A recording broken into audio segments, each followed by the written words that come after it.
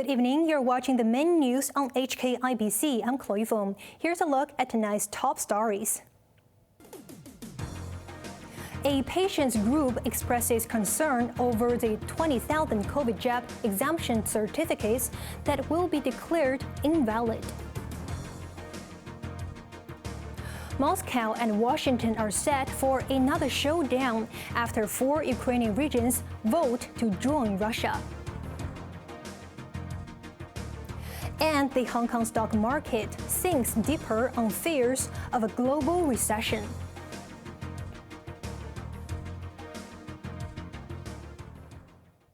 The government has been urged to give about 20,000 people more time to get new COVID vaccination exemption certificates or get a jab.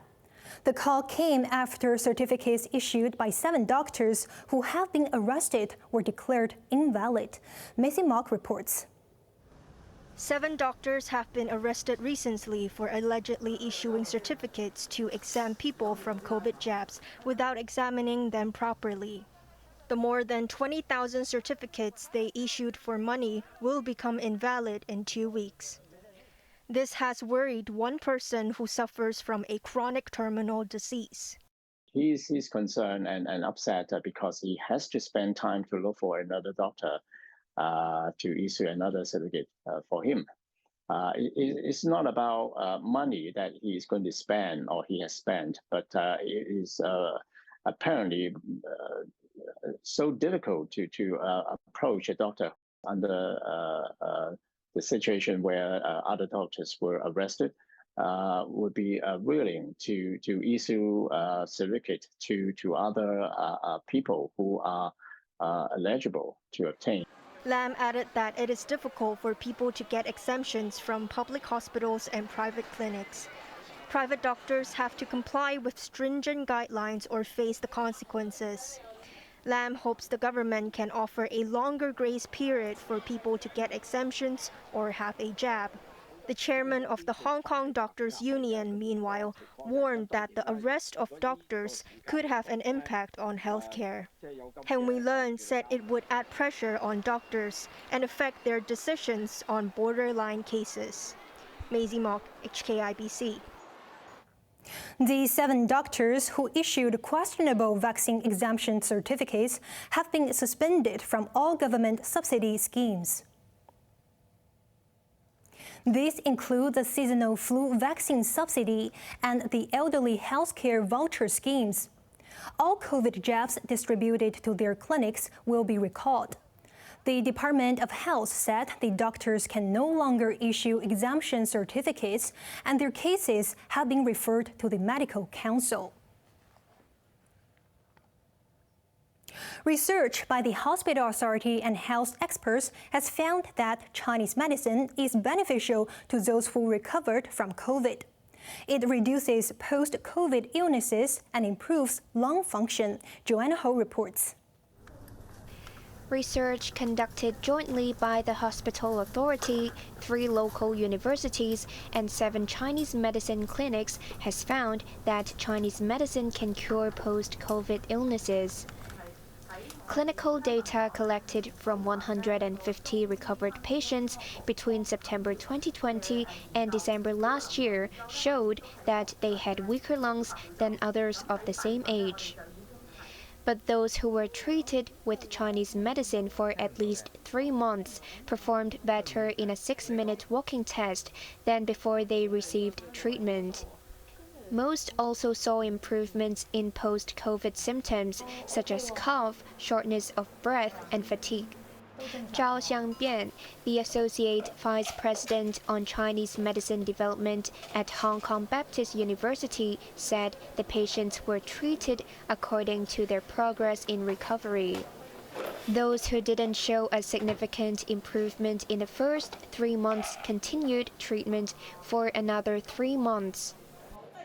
In general, we found that some of the patients, if the clinical symptoms are not very serious, sometimes 3 months is enough for them for recoveries.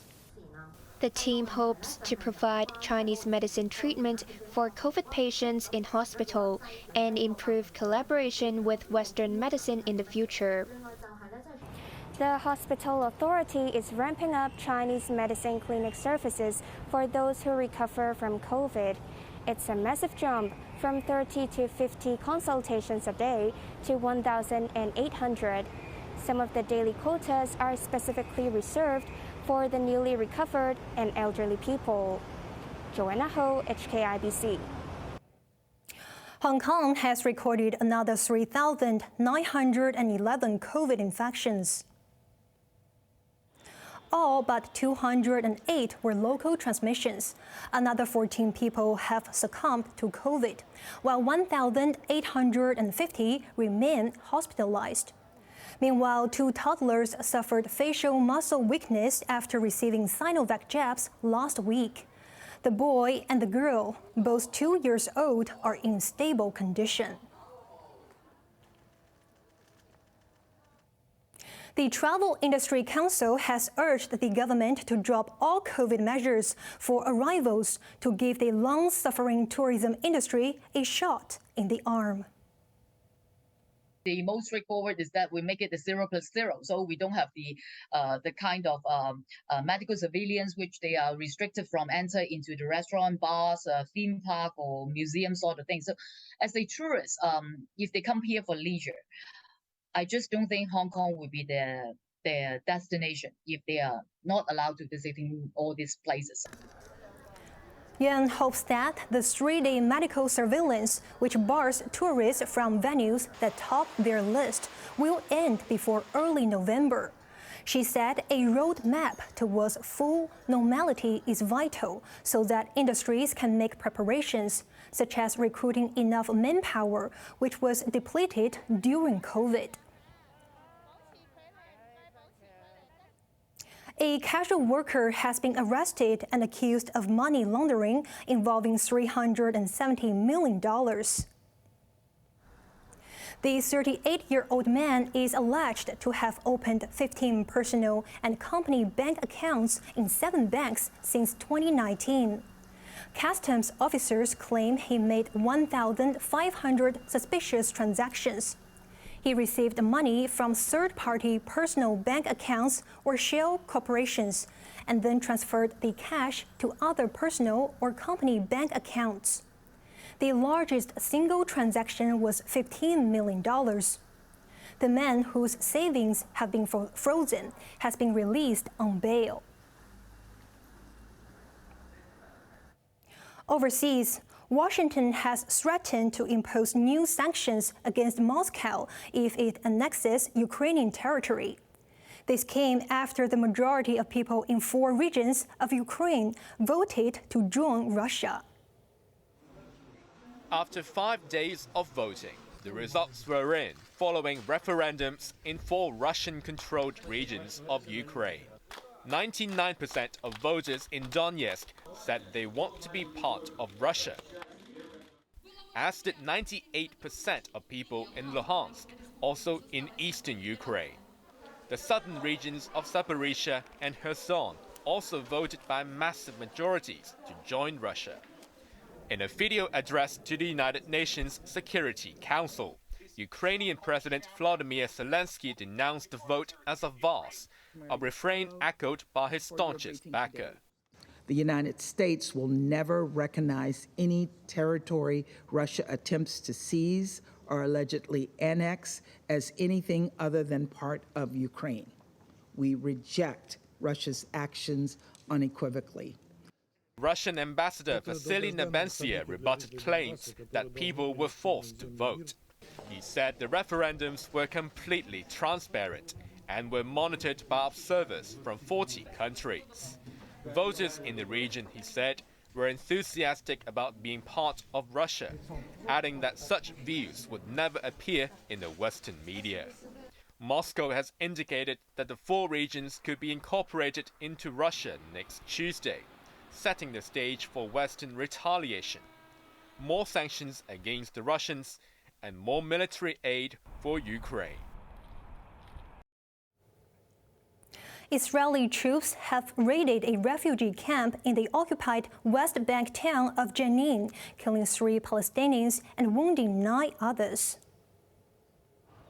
The Israeli army said its men wanted to arrest 2 Palestinians suspected of involvement in recent shooting attacks.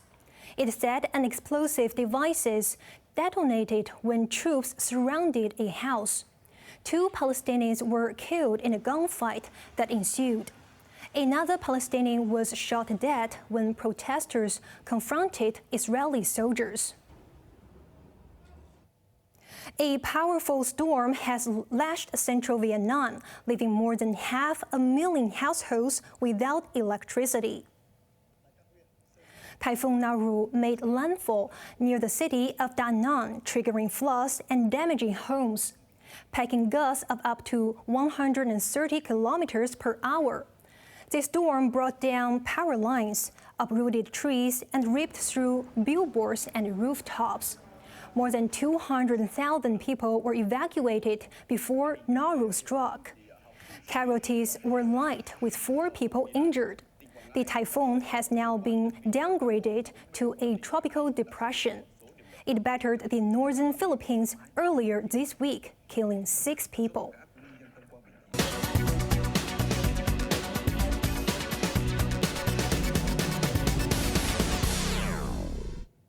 Rising interest rates have affected market sentiment, sending home prices in Hong Kong to a 3.5-year low.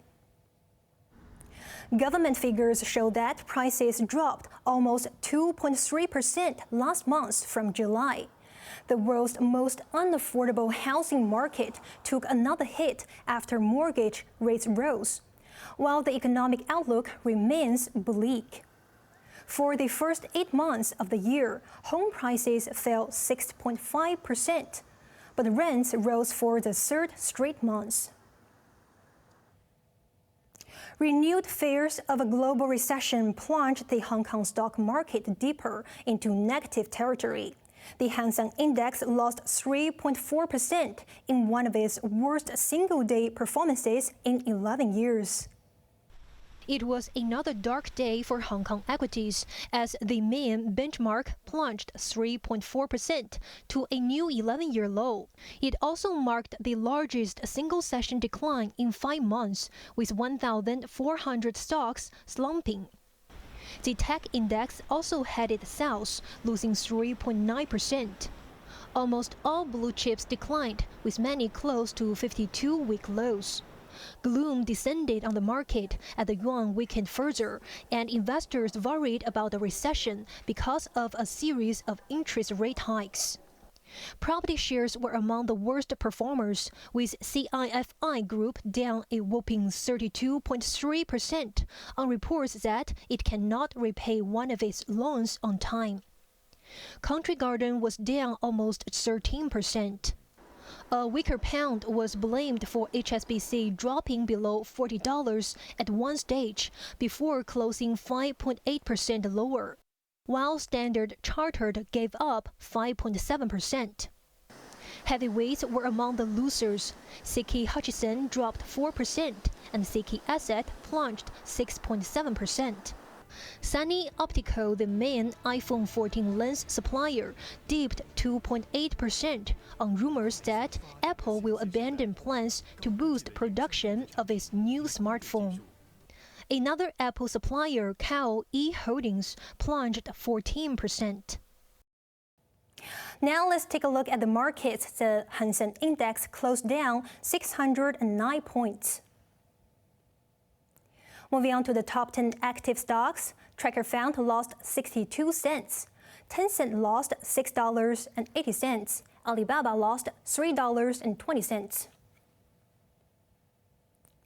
HSBC lost $2.45. AIA lost $2.30. JD.com lost $12.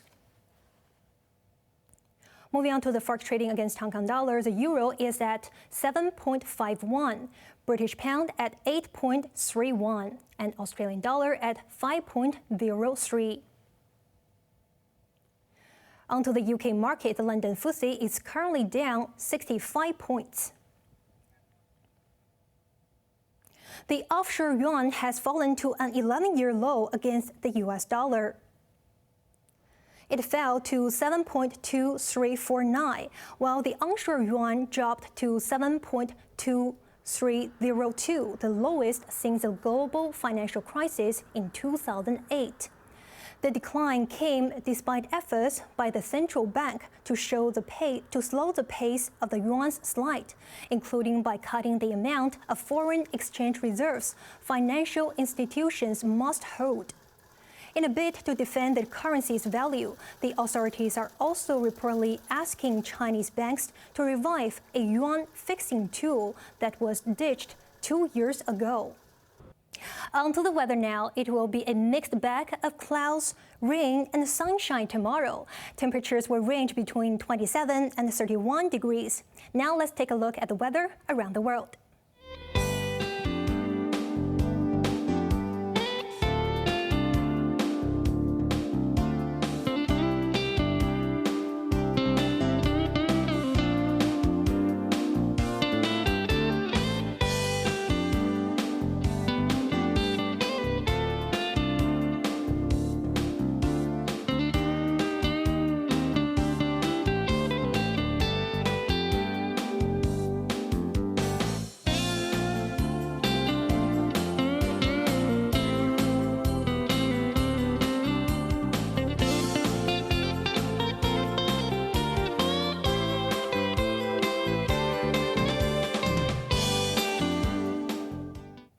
That's our main news for Wednesday night. Join us for more news at 11. I'm Chloe Feng. Good evening.